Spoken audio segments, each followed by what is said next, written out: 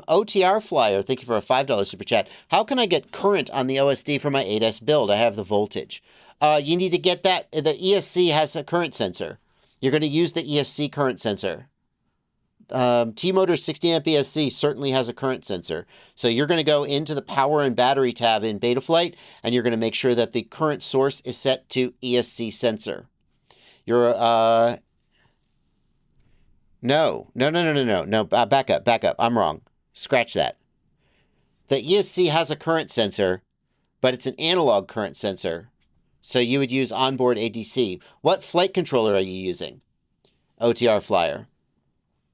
You'd need to have the current sense wire from the ESC connected to the current sense input on the flight controller, and then you would use onboard ADC as the source for current. But basically, the current sensing is going to come from the ESC, like it always does.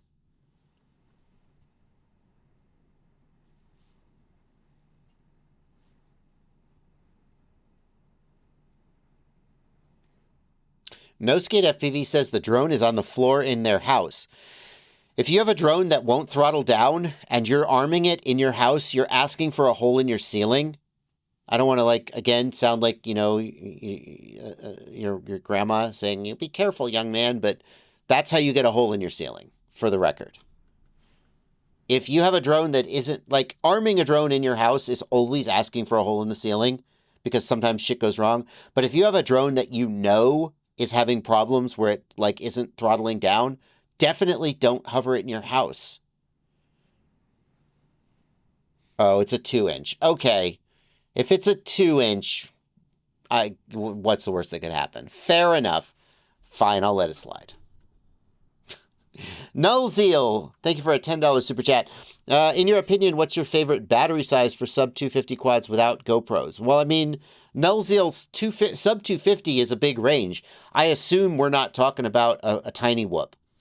When you say sub 250, I think of things that are just barely under 250, like 3-inch or 3.5-inch. And on those, I think the sweet spot is like an 850 4S, which is going to come in around 100 grams. Philip Kunes, thank you for a 249 euros. What analog VTX do you suggest for a tiny budget? That's a great question, and it's a great opportunity for me to mention my website, fpvknowitall.com. This is home of the ultimate FPV shopping list. And what I'm going to do is I'm going to go to the 5-inch racing. No, I'm going to go to the analog FPV systems category. And if we scroll down, analog, not goggles. No, not goggles. If we scroll down, we can find video transmitters and cameras. And where's the cheap one? There's a cheap one. I think it's in the racing category. Here we go. This AKK Race video transmitter, it's like 15 bucks. It's a great... Oh, no. Can you not buy it anymore? Oh, no. Shut up. Still available. Okay, so this AKK Race is 10 bucks and is recommended by people who race and on a budget. It's a good one. The other one you could look at is the ESC Nano VTX. This is recommended by Ciotti. And as we all know, no one disagrees with him. Shut up. Stop breaking my links. Is it still available? Or no. Damn it. Everything's out of stock. I try to keep my site updated, but everything is out of stock. Or discontinued. It's bullshit. Okay, so buy the AKK Race VTX from AKK. Foxeer Reaper Nano, 25 bucks. Let's just look. Let's see what we can find.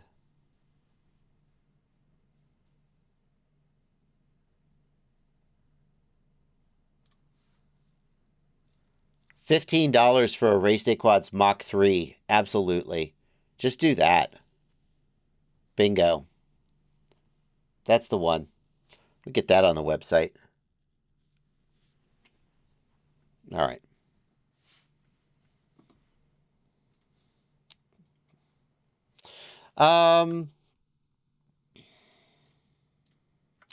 Say word. Wait, have I re-queued those? Fuck. Say word. Thank you for a $10 super chat. I crashed. The ESC had 0 beeps. I assumed it was getting power because the flight controller and VTX powered up. Correct. I agree with that. Swap the ESC. After another crash, the same thing happened to the ESC. Don't buy that model of ESC anymore. I mean, you killed 2 ESCs. Is there something about the way you're mounting them? Are they like making contact with the frame or something? But like, there's 2 things you got to do. You got to look real hard in the mirror and ask yourself, is this my fault?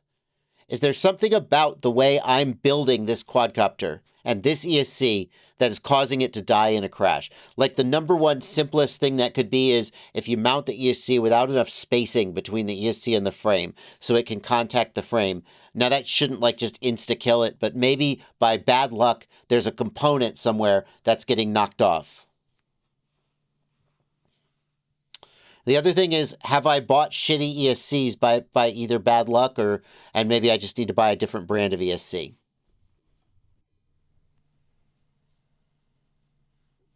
Say Word says this is the only build doing this. The rest are the same and never happens. So look at what's different about this frame, for example, that caused these ESCs to die. Snoopy FPV suggests it has something to do with Sayword's soldering technique, but if Sayword has done a bunch of other builds and this hasn't happened, then it's not their soldering technique.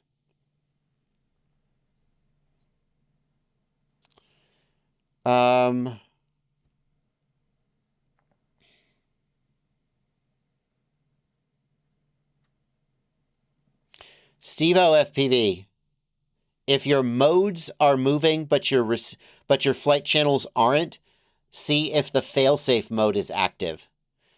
Having failsafe mode set up and active will cause your control channels to lock out, but your aux modes will still work.